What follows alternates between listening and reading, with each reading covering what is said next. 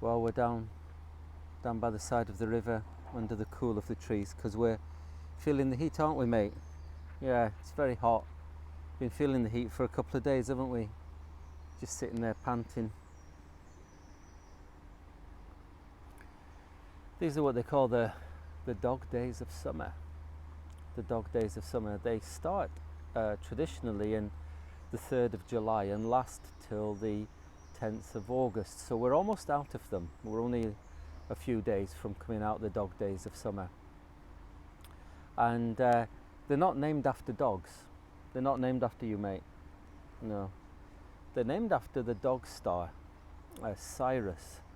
And the Hellenistic Greeks, as they watched the night sky, they would see this star come into prominence around July and August, called Sirius. It's 20 times the size of our star. And the argument was that having two large celestial planets in the sky at the same time made everything very hot. Now, as time has gone on, we've found out that that's not necessarily true, because we've had some very cold Augusts, Julys and Augusts, but today it just feels like a dog day. The woods are actually very quiet. It's that time of year when everything seems to go very quiet in summer, and we'd go on our holidays on the farm because the crops would be brought in. The autumn wheat and barley and autumn crops weren't ready to be picked quite yet, and for these 3 or 4 weeks at the end of July and beginning of August would be quiet days. And the woods are quiet, relative.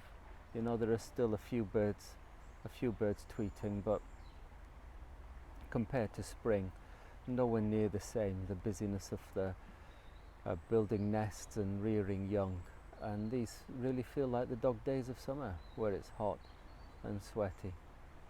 Well, in a way, we thank God for them. The psalmist writes this, Psalm 74. It was you who set all the boundaries of the earth. You made both summer and winter.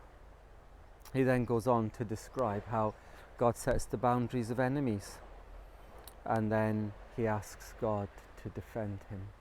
And so his reasoning is this: the God who sets the boundaries of the seasons is a God who can protect me and set the boundaries of man. And we can get great comfort in knowing that the God who upholds this planet cares for us. And we know it because he sent his son for us, and he's spoken to us in his word. And whatever happens and whatever's going to happen, and nothing is beyond the power of the living God who created this planet, who gives us life and breath. And so we can praise and worship him and look forward to life under his careful, loving, tender, merciful arms. What a great encouragement that is for those of us who are Christians. And if you're not a Christian, well, you just don't have that to hold on to. But if you are, you have it to hold on to. Well, from me, my patient little friend, say goodbye. Have a good day. God bless you, keep you, cause his face to shine upon you, and give you peace.